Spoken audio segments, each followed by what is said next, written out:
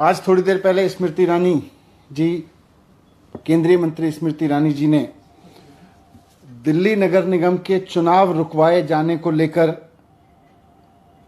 कुछ जस्टिफिकेशन दिया है।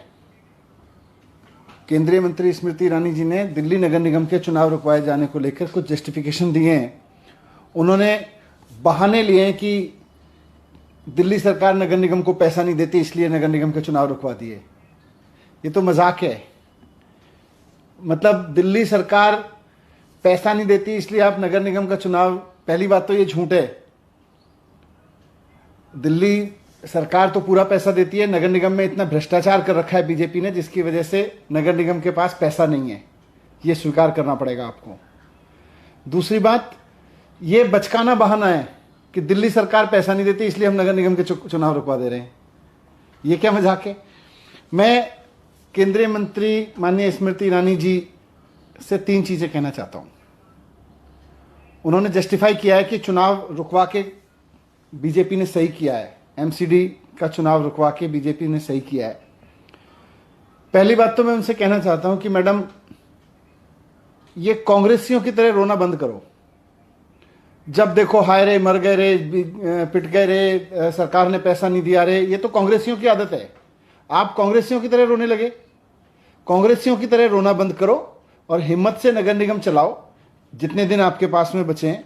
काम आपकी सरकार ने कुछ किया नहीं। 15 साल आपको बीजेपी को मौका देके देखा, दिल्ली के लोगों ने बीजेपी को, वहां काम आपसे किया नहीं। और जब 15 साल बाद जनता आपको हटाने का मन बना चुकी है और अरविंद केजरीवाल जी को एमसीडी में देखना चाहती है, एमसीडी में भी केजरीवाल का नारा लगा रही है, तो फिर आप हाय रे, मर गए रे, केजरीवाल ने पैसे नहीं दिए रे, दिल्ली सरकार ने पैसे नहीं दिए रे, पैसे नहीं मिले रे, पैसे नहीं मिले रे, तनख्वाह नहीं मिली रही। अरे आपका लोगों ने भ्रष्टाचार इतना कर रखा है, पैसे कहां से आएंगे? आपके पास पैसे बचेंगे कहां से?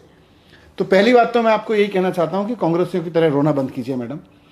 दूसरी बात, मैं ये भी रिक्वेस्ट करना चाहता हूं कि आप दिल्ली की रहने वाली हैं, दिल्ली में ही रहती हैं, आप जरा दिल्ली में घूम लीजिए। आप देख लीजिए कि भारतीय जनता पार्टी के नगर निगम ने पूरी दिल्ली को कितना गंदा करके रखा हुआ है।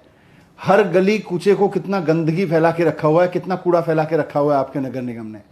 भ्रष्टाचार कितना फैला के रखा हुआ है और कितना कूड़ा फैला के रखा हुआ है। अगर हिम्मत है तो चुनाव का सामना करके दिखाओ। दिल्ली की जनता इस बार आपको 10 सीट भी दे दे तो बहुत बड़ी चीज है। आपको भी इस बात का पता है कि इस बार दिल्ली की जनता भारतीय जनता पार्टी को नगर निगम में 10 सीट भी नहीं देने वाली है, इसीलिए आप चुनाव से भाग रहे हो। तो दूसरी चीज मैं कहना चाहता हूं, चुनाव से भागो मत। हिम्मत है तो चुनाव लड़के दिखाओ। ये चुनाव आयोग को धमका के, चुनाव आयोग को ऊपर दबाव बना के आपने जो चुनाव टालने की कोशिश की है, उसको रुकवाया है, ये ठीक नहीं है। लोकतंत्र में राजनीतिक पार्टी के पास सबसे बड़ी ताकत चुनाव होता है। अगर आपको लग रहा है कि आपकी पार्टी में जीतने का दम है, अगर आपको लग रहा है कि भारतीय जनता पार्टी लोगों की पसंद है, तो फिर चुनाव से भाग क्यों रहे हैं? डर के क्यों भाग रहे हैं? चुनाव से लड़िए ना। चुनाव होने दीजिए तय समय सीमा पे। चुनाव आयोग को धमका के आपने चुनाव रुकवा दिया और फिर कह रहे हैं हम तो जीते हुए लोग हैं।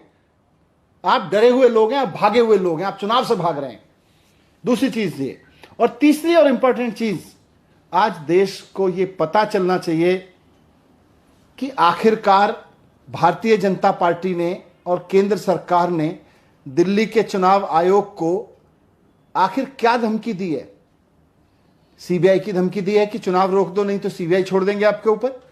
ईडी की धमकी दी है कि चुनाव रोक दो नगर निगम के, नहीं तो ईडी से आपको फंसा देंगे। क्या धमकी दी है आप लोगों ने चुनाव आयोग को? आखिर ऐसा कैसे हो गया कि चुनाव आयोग चुनाव की तारीखों के ऐलान करने के लिए पीसी बुलाता है और उससे 1 घंटा पहले आप उसको धमकी देते हैं और 1 घंटे में मामला पलट जाता है। फिर चुनाव आयोग कहते हैं हम चुनाव टाल देते हैं, चुनाव रोक दिए, तारीखें रोक दी जो चुनाव आयोग ने तय कर रखी थी। तो आप बताइए देश के सामने कि आपने क्या धमकी दी है? सीबीआई से फंसाने की, ईडी से फंसाने की, या किसी पद का लालच दिया है आपने चुनाव आयोग को? कुछ तो वजह हुई कि चुनाव आयोग ने बुलाई हुई पीसी, चुनाव की तारीखों का ऐलान करने के लिए बुलाई गई प्रेस कॉन्फ्रेंस को चुनाव के ऐलान की जगह फिर रिग्रेट में बदल दिया। तो आप बताएं देश को कि आपने चुनाव आयोग को किस तरह से डराया, धमकाया। चुनाव रोकने के लिए आपने कौन से हथकंडे अपनाए, पद का लालच दिया, ईडी की धमकी दी, सीबीआई की धमकी दी, आप बताएं। क्योंकि चुनाव आयोग जैसी संस्था अगर सरकारों के कहने पे चुनाव टालती रहेगी तो देश कमजोर हो जाएगा, लोकतंत्र पूरी तरह से कमजोर हो जाएगा।